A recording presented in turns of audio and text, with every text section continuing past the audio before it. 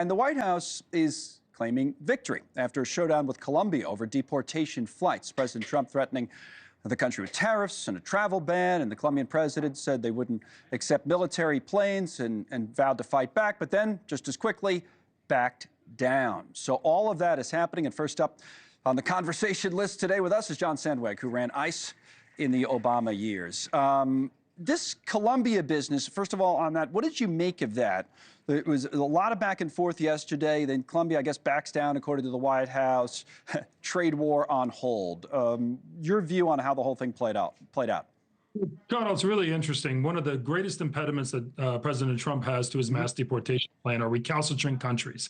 And this has been a problem in immigration enforcement going back 20, 25 years. There are certain countries who just won't take their people back, and then other countries who are very selective about the people they will take back. Typically, the only response you have, because the United States just can't forcibly deport people back to another country without authorization, the response you have is diplomatic.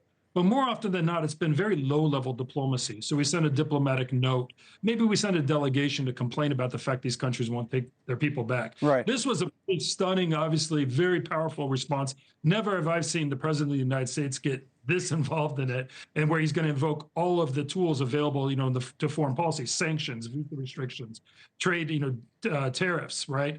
But I will say this, that it kind of highlights what we've seen writ large, which is that the president has elevated immigration enforcement and border security to the highest levels of national security and foreign policy in the United States. Really, this ended up being nothing more than kind of consistent with that, saying this is a top national security priority of the United States. What about these raids, or whatever term you want to use, targeted enforcement, in the cities? We'll talk about Chicago and other cities that we've seen over the weekend. Does anything about that stand out to you? Anything that surprises you? Or again, does this go along with what the president promised to do coming in, and this is just the execution of it? Connell, this is actually, these operations that are going on right now are not at all dissimilar to what occurred during the Biden years, during the Obama years, and the first Trump years. What's happening is that ICE goes and takes records from jails, courthouses, probation and parole departments, runs that against immigration records to see if anyone's deportable.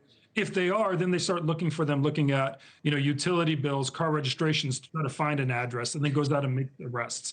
During the Obama years, we would do sweeps like this within 2 weeks, make 3,000 criminal arrests. It is different in two ways. One is that Trump has lowered the threshold. So whereas the Biden administration would do these, but against people convicted of serious crimes, the Trump administration is looking for any nexus to the criminal justice system, even if you're not convicted. And then the second way it's largely different is what are called collaterals. Oftentimes you go to a home looking for the one individual who might have been convicted, but you'll find the group and there's 10 people in there. This version of ICE under Trump will arrest all 10.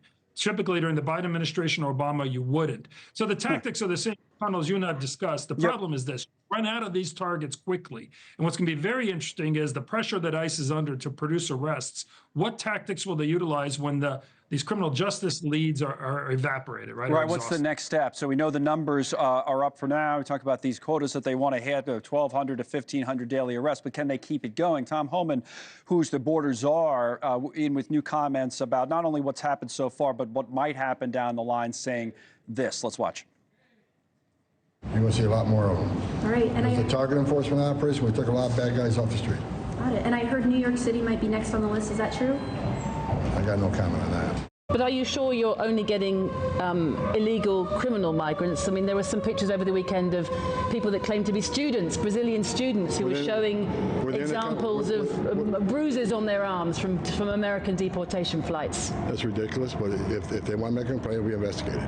So it hits on both subjects there. To go back to the deportation flights for a moment, you can comment on what he was asked about there with Brazil, but this whole business about what type of flight people being deported, particularly if they have a criminal history, is that worth talking about? Normally we were sending them back on what looked like commercial airlines, right? And now it's military transport planes. Does it matter?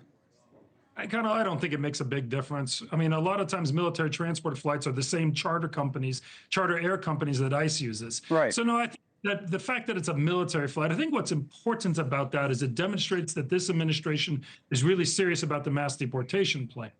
ICE has limited resources to deport 250 to 400,000 people a year. They're funded. That includes air transportation. You don't need to surge and supplement ICE's existing air transportation fleet with military assets unless you are really serious about deporting a lot more than 400,000 a year. I think that's what's more important. The fact that it's a military jet versus a civilian charter jet, I don't think is a significant difference. Okay.